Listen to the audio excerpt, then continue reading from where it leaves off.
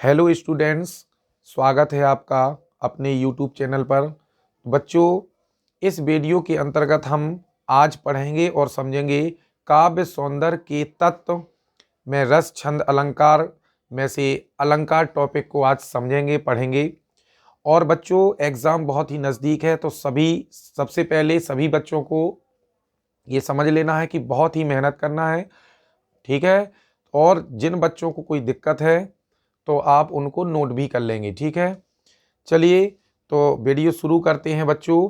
तो और ये भी ध्यान रखिए, और कक्षा हाई स्कूल से संबंधित इस वीडियो में हम कवर करेंगे, और इसमें से ये 100% गारंटी है कि क्वेश्चन इसमें से कहीं से बाहर से नहीं आएगा, इसी के अंतर्गत ही पूछा जाएगा। तो सभी बच्चों को बहुत ध्यान से पढ़ना और समझना है। तो सबसे पहले हम देखते हैं बच्चों अलंकार। तो अलंकार का पहले तो अर्थ समझ लेते हैं बच्चों। अलंकार का अर्थ है, तो पहले देखिए, अलंकार दो शब्दों अलम तथा कार से मिलकर बना है। किससे मिलकर बना है? अलम और कार से मिलकर बना है, ठीक है। चलिए थोड़ा सा इसको डार्क कर लेते हैं कलर से, ठीक है। अलम तथा कार से मिलकर बना है, जिसमें अलम का अर्थ होता है बच्चों, ठीक है, भूषण या सजावट। क्या होता है बच्चों? यहाँ पर ध्यान दीजिएगा, भूषण या सजावट, ठीक है। यहाँ पर थोड़ा सा ध्यान दीजिएगा, ठीक, भूषण या सजावट। और कार का बच्चों अर्थ होता है यहाँ पर करने वाला, यानी कि सजावट करने वाला। इसका पूरा अर्थ मिला करके निकालेंगे, सजावट करने वाला या भूषण करने वाला, ठीक है। तो यहाँ पर देख लीजिएगा, अर्थात जो अलंकृत या भूषित करे वह अलंकार होता है। तो बच्चों सबसे पहले हमें अलंकार का भली भांति अर्थ पता होना चाहिए। तो बच्चों अब इसमें देखते हैं परिभाषा क्या है इसकी। तो बच्चों, काव्य की शोभा बढ़ाने वाले धर्मों को, या यूँ कह सकते हैं हम जो शब्दों को, ठीक है, क्या कहते हैं? अलंकार कहते हैं। काव्य की शोभा बढ़ाने वाले धर्मों को अलंकार कहते हैं। तो यहाँ पर आपको ध्यान देना है कि जिस प्रकार आप जानते हैं, उदाहरण से समझ लेते हैं, जिस प्रकार आभूषण शरीर की शोभा बढ़ाते हैं, वैसे ही अलंकार भी काव्य की शोभा बढ़ाते हैं, ठीक है। आपने देखा होगा, कोई भी स्त्री हो या पुरुष हो, अगर आभूषण पहन लेते हैं, अच्छे अच्छे कपड़े पहन लेते हैं, ठीक है, तो वह बहुत सुंदर लगने लगता है। इसी प्रकार से, है ना, काव्य की शोभा कौन बढ़ाते हैं? अलंकार। तो ऐसे शब्द जो काव्य की शोभा बढ़ाते हैं वे अलंकार कहलाते हैं। अब देखते हैं आगे, अलंकार के भेदों को समझ लेते हैं बच्चों। तो अलंकार के भेद क्या है देखिएगा।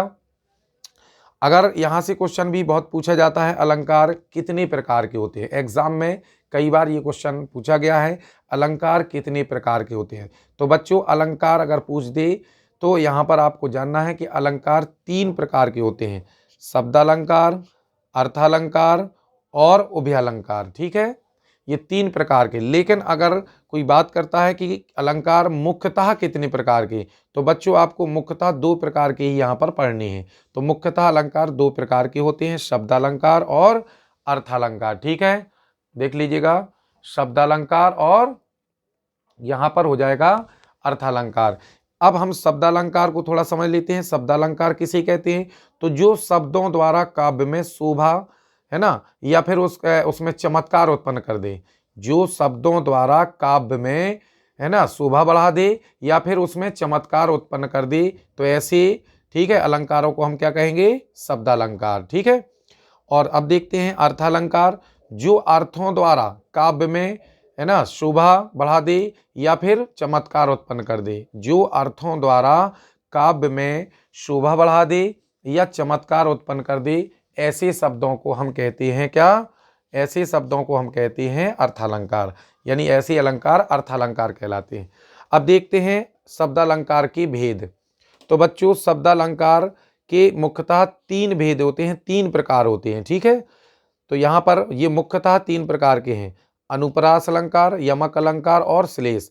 तो बच्चों हमें क्या करना है, अभी हाई स्कूल में यहाँ पर देखेंगे आप, हाई स्कूल यानी कक्षा 10 के अनुसार हमें शब्दालंकार को अभी नहीं पढ़ना। इंटरमीडिएट और आगे इसको, इंटरमीडिएट में और आगे भी ये काम आएंगे, तो वहाँ पर उसका अलग से अगले वीडियो में हम देख लेंगे। ठीक है, तो बच्चों यहाँ पर शब्द अलंकार में अनुप्रास, यमक और श्लेष अलंकार को हमें अभी कक्षा हाई स्कूल के अनुसार नहीं पढ़ना है। अब हम देखेंगे तो दूसरा क्या है, अर्थालंकार। तो बच्चों देखते हैं अर्थालंकार में। चलिए बच्चों, यहां पर नंबर दूसरा आ जाता है अर्थालंकार। अर्थालंकार के भेद क्या है, यानी प्रकार क्या है, तो ये कई प्रकार के होते हैं, जैसे कि आप देख सकते हैं निम्न प्रकार के होते हैं, है ना। उपमालंकार, यहाँ पर देख सकते हैं उपमालंकार, रूपक अलंकार, उत्प्रेक्षा अलंकार, अतिशयोक्ति अलंकार, दृष्टांत अलंकार, मानवीकरण।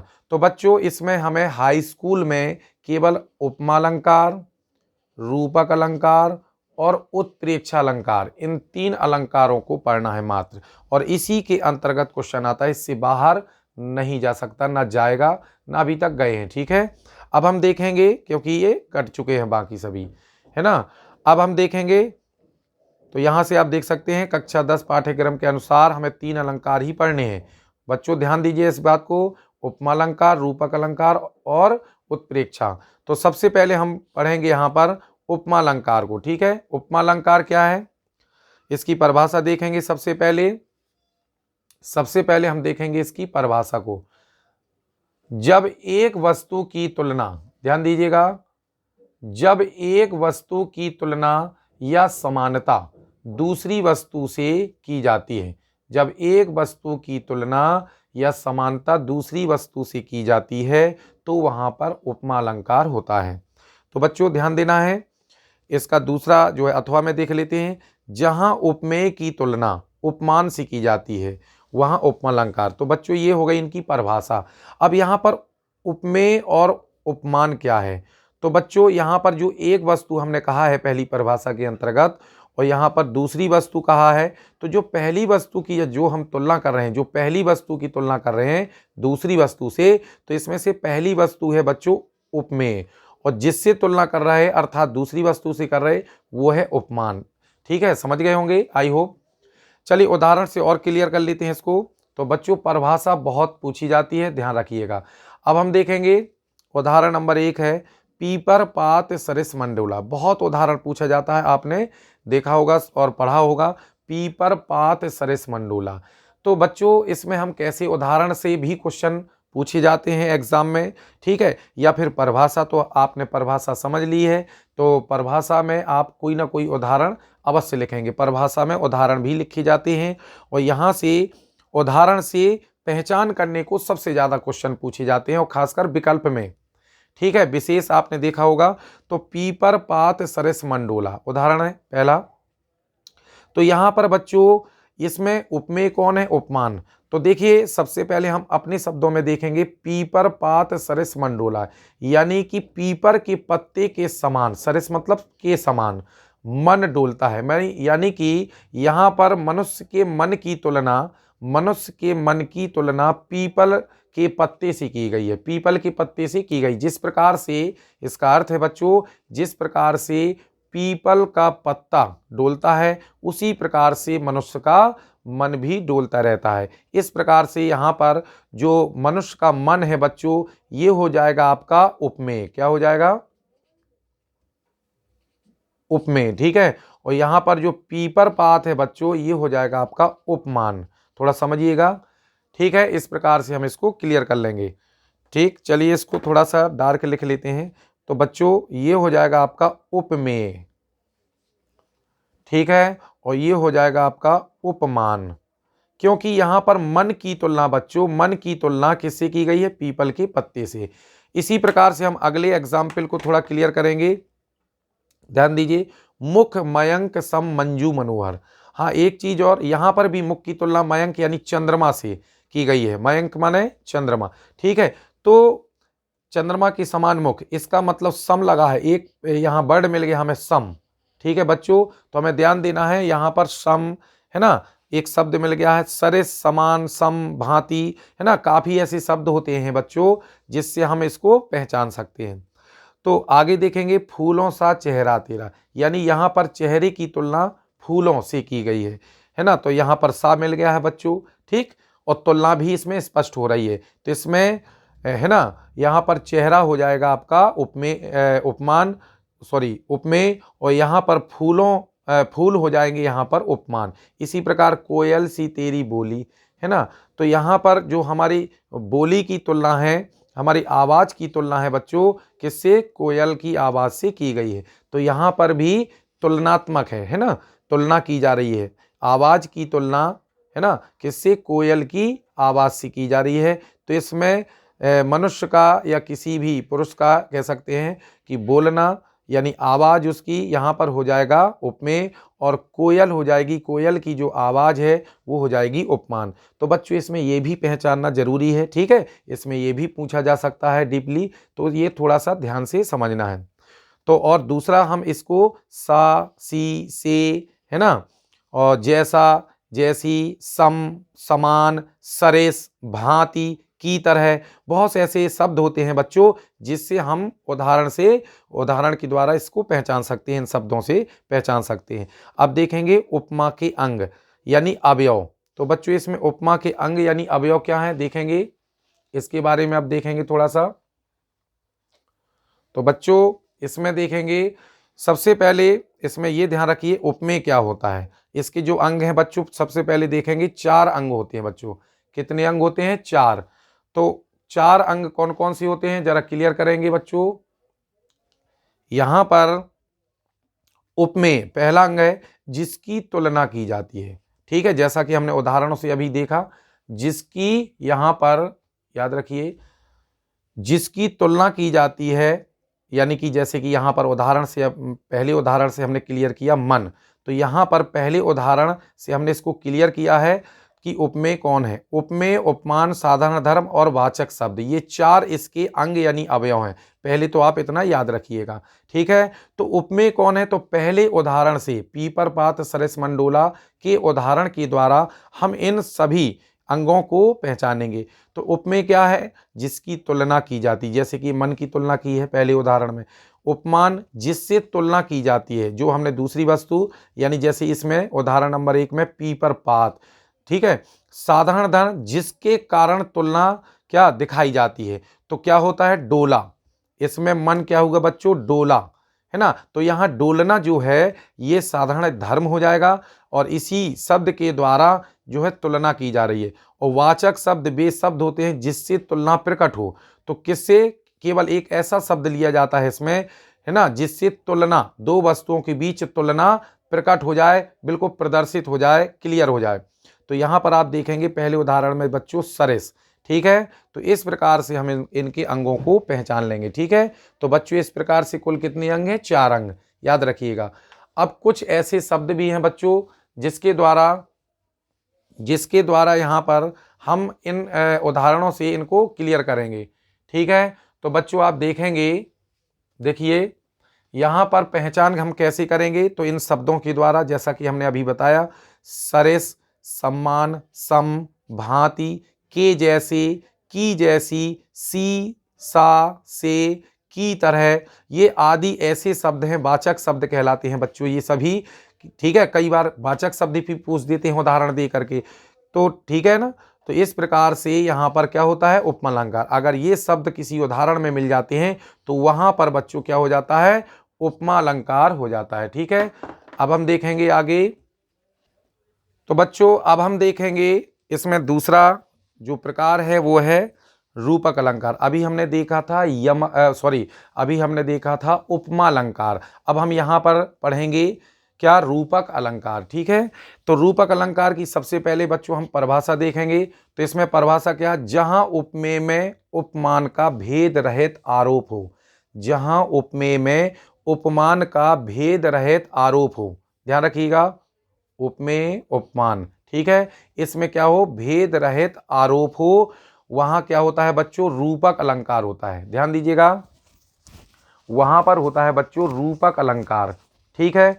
जैसे मान लिया जाए, हम कह दें उदाहरण के तौर पर चंद्रमुखी, है ना, तो यहां पर तुलना नहीं की गई है बल्कि मुख को चंद्रमा के समान कह दिया गया है।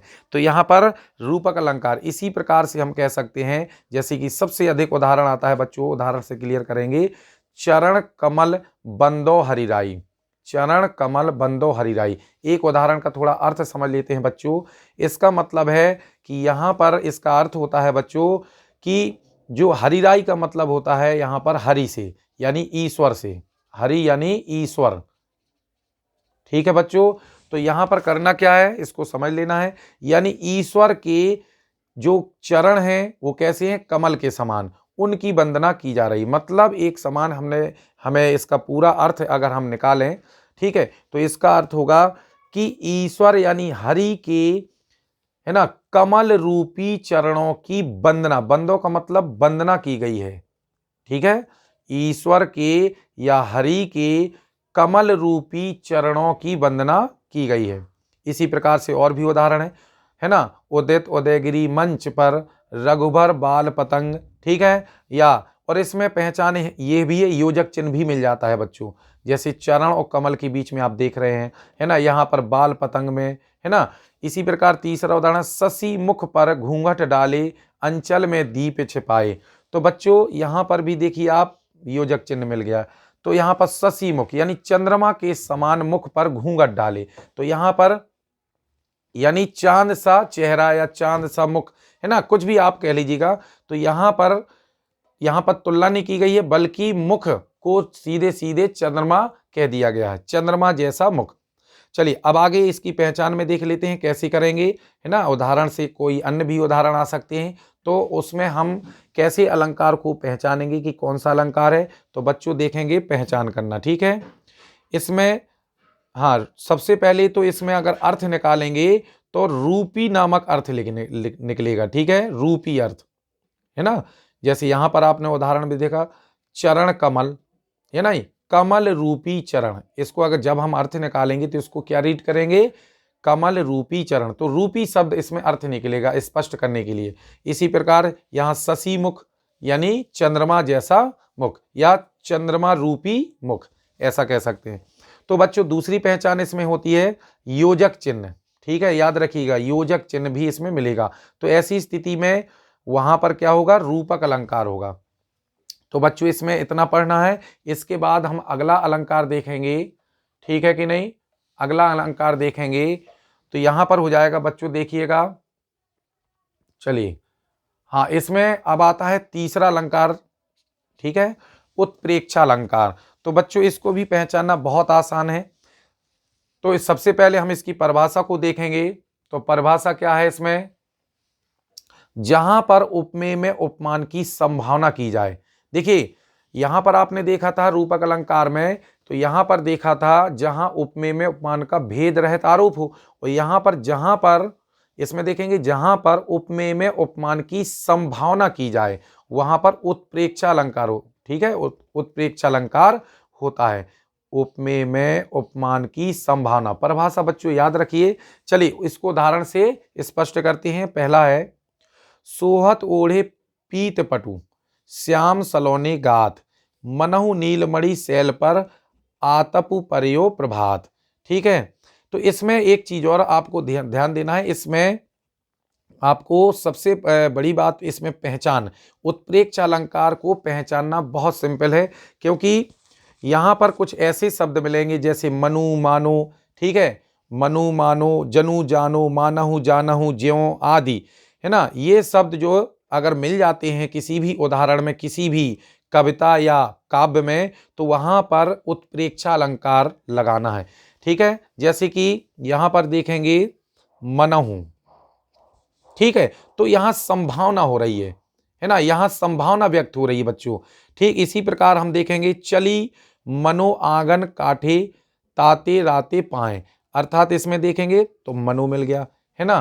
फिर इसके बाद देखेंगे चमचमात चंचल नयन बिच घूंघट पट झीन, मानहु सुरसरता विमल जल उछरत जुगमीन। मतलब इसमें भी आप देखेंगे तो मनहु, ठीक है। और आगे देखेंगे बच्चों, देखेंगे इसमें तो हाँ, धाय धाम काम सब त्यागी, मनहु रंक निधि लूटन त्यागी। तो यहां पर देखेंगे मनहु। तो बच्चों बहुत आसान है इनको पहचानना। तो इस प्रकार से हम बहुत सरलता से, है ना, इन तीनों अलंकारों को पहचान सकते हैं। तीनों अलंकारों की परिभाषा, है ना, इसमें अलग अलग है। थोड़ा थोड़ा अंतर है, इनको पहचानिए। जब तक आप पढ़ेंगे नहीं अच्छे से, इनको समझेंगे नहीं, उदाहरण नहीं पढ़ेंगे, आप विकल्प भी गलत कर सकते हैं। इसलिए ध्यान से और पहचान जरूर पढ़ेंगे, क्योंकि पहचान अगर शब्दों को ही आपने कर लिया तब भी आप सही करके आएंगे, गारंटी है, और इससे बाहर भी नहीं जाएगा। वो पहचान जैसे कि अभी बताया, मनु मानो जनु जानो जनहु मानहु ठीक है, ज्यों आदि, ये शब्द क्या है, सब ये शब्द आने पर वहां पर उस काव्य में क्या होगा, उत्प्रेक्षा। अब इसके बाद तो बच्चों, इसके बाद जो है हम अगले वीडियो में छंद है ना, इसका जो तीसरा टॉपिक है, ठीक है, काव्य सौंदर्य के तत्व में, तो हम छंद को स्पष्ट तौर पर पढ़ेंगे।